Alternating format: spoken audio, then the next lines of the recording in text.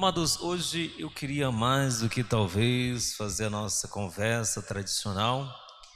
Nós nos organizamos um pouquinho para esta semana. Nós vamos refletir de maneira sequenciada para nos ajudar, mesmo que não possamos estar aqui de maneira presencial, mas de certa maneira nós estamos unidos nesta comunhão, vocês aí, eu aqui, e nós queremos refletir durante essa Semana Santa, cada dia um momento diferente. Hoje nós queremos fazer um momento do arrependimento. Vamos pensar, refletir a nossa situação de fraqueza, de pecado, de quedas, de omissões, de pecado mesmo, de desobediência, enfim, as situações que nos fazem pecar contra Deus e contra o próximo. Amanhã nós queremos viver um momento da reconciliação com Deus e com o próximo. Só que eu posso dizer isso para também criar uma certa expectativa, é importante isso. Na quinta nós queremos fazer o momento do lava-pés em família, e na sexta-feira nós queremos então fazer o momento da adoração da Santa Cruz, que poderia também ser feito em casa. E, claro, no sábado nós queremos então fazer a vigília, vivenciar também esse momento que será bastante importante, da vigília, do momento que nós vamos fazer também em família, para estarmos nesta comunhão. Mas alguns pontos eu queria levantar agora que nos ajude na nossa reflexão, no nosso exame de consciência. Ter bem em mente o que levou Judas a trair Jesus. O que levou Judas a trair Jesus? Veja, e Judas viveu muito tempo com Jesus. Foi um dos 12 escolhido, viveu com Jesus. Jesus o ensinava, mas ele se deixou levar pelo mal. E talvez nós poderíamos começar aqui pensando que uma das coisas que pode ter levado Judas a se entregar ao mal, talvez tenha sido a sua ganância. Amanhã nós vamos nos adentrar um pouco mais sobre isso. Pode ter sido a sua ganância, porque Judas era quem cuidava do dinheiro. E é bom lembrar aqui que Judas foi quem vendeu Jesus por 30 moedas de pratas. Nós talvez estejamos pensando, mas que situação horrível que Judas fez. Isso que Judas se fez com Jesus não se faz. E quantas vezes eu posso me perguntar, eu também não vendi Jesus? Quantas vezes por causa do dinheiro eu não deixei de estar com Deus, com Jesus, por causa de dinheiro? Jesus estava tomado de uma tristeza muito grande. Jesus não estava triste somente por causa da morte, que era certa, era iminente, mas Jesus estava mais triste porque os seus amigos, seus discípulos, dentre eles um lhe traiu e o outro lhe jurou fidelidade, que foi Pedro, mas depois o negou por 3 vezes. Talvez eu esteja também dizendo, mas Pedro negou Jesus, como que pode? Quantas vezes nós não negamos a Deus? Basta ver, às vezes quando nós vamos em certos ambientes, nós negamos a nossa fé, escondemos o crucifixo, escondemos a medalha, escondemos o terço, o rosário, para que ninguém não nos questione, para que ninguém não veja. De certa maneira, isso também é negar Jesus. Se nós olharmos, amados, nós continuamos a negar Jesus. E aí quando nós olhamos para Tiago e João, também discípulos do Senhor, que serviu o Senhor, mas com interesse já visando um lugar, um à esquerda e outro à direita. Na comunidade, quantas vezes nós não colocamos o padre na parede? Quantas vezes nós não dizemos ao padre, padre, mas eu sirvo a igreja, eu tenho direito a isso, eu tenho direito àquilo. Então não foi só Tiago e João, parece que esta prática continua ainda hoje. E por fim, eu traria aqui a figura de Mateus, cobrador de impostos. Quantas vezes Mateus, por ser cobrador de impostos, não roubou Jesus? Quantas vezes também nós não fomos infiel? Talvez não tenhamos chegado à prática do roubo, mas pode ser que um de nós façamos isso. Mas nós não roubamos só dinheiro, roubamos a consciência também, oneramos. Quantas vezes não mentimos? Quantas vezes não enganamos por causa de dinheiro e outras situações semelhantes, vantagem, prestígio e tantas outras coisas. Fique então para nós esse momento de reflexão, amados, e poderia então endossar essa nossa reflexão com os 10 mandamentos, olhando para nós, lembrando o primeiro mandamento, que é amar a Deus sobre todas as coisas. Eu tenho mesmo amado Deus dessa maneira, acima de todas as coisas? Deus é a prioridade da minha vida? Deus é a prioridade da minha vida? É Deus mesmo que está em primeiro lugar? Ou eu amo uma outra coisa mais do que a Deus? O mandamento é claro: amar a Deus com toda a força da mente, do coração e de todo o teu ser. Eu tenho amado Deus dessa maneira? O segundo mandamento é não tomar o seu santo nome em vão. Quantas vezes nós nos ocupamos Deus com bobagens, com coisa muito pessoal? Ai meu Deus isso, ai meu Deus aquilo. Acabo tirando Deus de um momento mais necessário, mais preciso. Às vezes provocamos Deus com as nossas dúvidas, com a nossa falta de fé, com a nossa imaturidade. Quantas vezes não fazemos isso, tirando Deus de um momento mais sério e mais importante, para Deus vir em socorro das minhas vontades, para Deus vir em socorro das minhas coisas muito pessoais, esquecendo que Deus tem que olhar pela humanidade inteira. No terceiro mandamento é guardar o domingo como dia do Senhor, dia para a Santa Missa. Nos perguntar: eu tenho mesmo priorizado o domingo como dia do Senhor para o louvor, para vir à missa, para a oração? Ou eu venho quando eu tenho vontade, quando eu quero? Às vezes justificamos: é melhor eu ficar em casa do que ir de má vontade. O fato é que a Santa Missa não é uma questão de querer, a missa é uma questão de necessidade. E o quarto mandamento, que é honrar pai e mãe. Você tem honrado seu pai e a sua mãe? Você tem respeitado seu pai e a sua mãe? Ou você tem envergonhado seu pai e a sua mãe? Ou você tem humilhado seu pai e a sua mãe com as suas atitudes, com as suas provocações, desobediências, caprichos, vontades? Tem reconhecido o valor e a importância dos seus pais? O mandamento diz mais assim, mais além, que cada filho tem a obrigação de acolher os seus pais na velhice.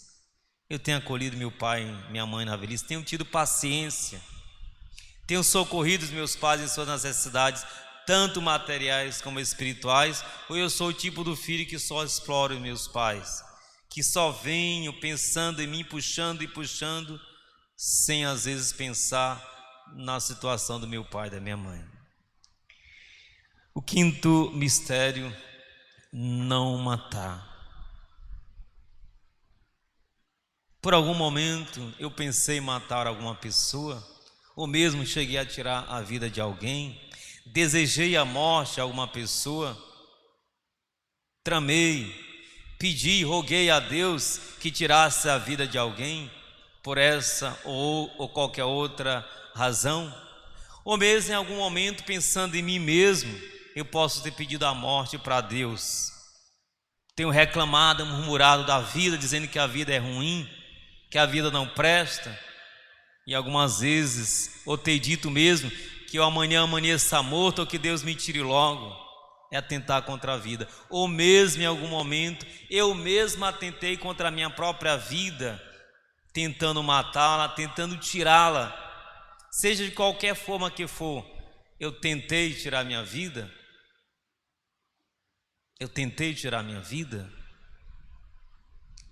Tentar tirar a vida, eu não atento apenas contra mim, mas também contra Deus e coloco em questão até a minha própria salvação. O sexto mandamento, que é não pecar contra a castidade. A igreja é muito clara nesse mandamento, nos deixando bem claro que o sexo é algo que deve ser praticado ou vivenciado entre aqueles que receberam a sacramentalização, ou seja, receberam o sacramento do matrimônio. Aqueles que fazem fora dessa situação estão em pecado. Mesmo quando eu estou casado apenas no civil, eu estou pecando contra a castidade. É bom lembrar que nesse mandamento a igreja nunca se opôs, amados irmãos, amadas irmãs, com aquilo que a saúde, os especialistas em saúde dizem com relação ao uso do preservativo. O que a igreja quer é que seus filhos observem a castidade, que de fato, se a gente perseverar na fidelidade àqueles que são casados, então não há necessidade de uso de preservativo ou qualquer coisa nesse sentido, porque o ato sexual é para aqueles que já se receberam por meio do sacramento do matrimônio. Qualquer outra situação nesse sentido é uma situação de pecado. O sétimo mandamento, que é não roubar, não se apropriar de algum bem de ninguém de maneira que não seja apropriada ou imprópria. Se eu já peguei alguma coisa, é muito engraçado porque às vezes a gente diz assim, mas eu peguei foi uma caneta, eu peguei foi um bombom. É bom lembrar que os ladrões que roubam hoje os bancos, que assaltam e que matam, nós acreditamos que eles não começaram roubando o banco, foi bombom, roubando a mãe, R$1, 50 centavos, e aí não tiveram limite a tal ponto de enveredarem pelo mundo do crime. Então qualquer tipo de roubo é realmente pecado, não é? Pecado se apropriar das coisas ali de maneira indevida. Quando eu pego algo de alguém escondido, sem a devida permissão, me aproprio, eu estou cometendo pecado. Depois, o oitavo mandamento, que é não levantar falso testemunho. É eu não inventar mentiras com o nome das pessoas. Eu não falar mal da vida das pessoas. Esse é um grande mal que existe na humanidade, um mal que tem prejudicado muitas pessoas, é o falatório, e nós levarmos fofoca, mentira. Às vezes destruímos famílias, destruímos as pessoas por falar de algo que nós não sabemos. Ainda que soubéssemos de alguma coisa, isso não nos dá direito de nada, não nos dá direito de nada. Só quem pode julgar as pessoas é Deus, que é nosso Senhor, que é o Deus Todo-Poderoso, que há de julgar os vivos e os mortos, como nós professamos no credo. A nós nos cabe simplesmente o perdão, a reconciliação, ajudar. Se eu não posso ajudar, mas não é me dado o direito de julgar absolutamente ninguém. Então não posso julgar, não posso levantar falso testemunho. E o nono, que é não cobiçar nem desejar a mulher ou o homem do próximo. Então, pensar se em algum momento eu me envolvi com algum homem casado, alguma mulher casada, se desejei, pensei, fantasiei, também isso é pecado, pois pecamos por pensamento, palavras e ações. Se eu tiver me envolvido com algum homem ou mulher casada, cobicei, desejei, pois eu também pequei contra contra a situação da pessoa que é comprometida, que é não cobiçar a pessoa comprometida. E por fim, o 10º, que é não cobiçar as coisas alheias, os objetos. Às vezes, quanto dinheiro nós nos gastamos, às vezes nós nos encontramos em situações de dívida, endividados, porque às vezes nós não conseguimos nos contentar porque vemos uma pessoa comprar algo, às vezes nem temos necessidade, mas pela inveja eu compro só para mostrar que eu também posso, nem que depois eu fico, como diz o ditado, com a corda no pescoço. Então não cobiçar as coisas alheias, não invejar a vida de ninguém, não ficar desejando ter a vida de fulano e fulano. E não existe essa história da inveja boa, da inveja branca. Toda inveja é inveja e é destruidora. Eu me contentar com aquilo que eu tenho. E se tem algo que eu tenho necessidade a mais de ter, eu devo procurar trabalhar e estudar para que no futuro Deus me abençoe e eu possa ter e suprir as minhas necessidades. Vamos então fazer esse momento de exame para que depois nós clamemos a misericórdia de Deus.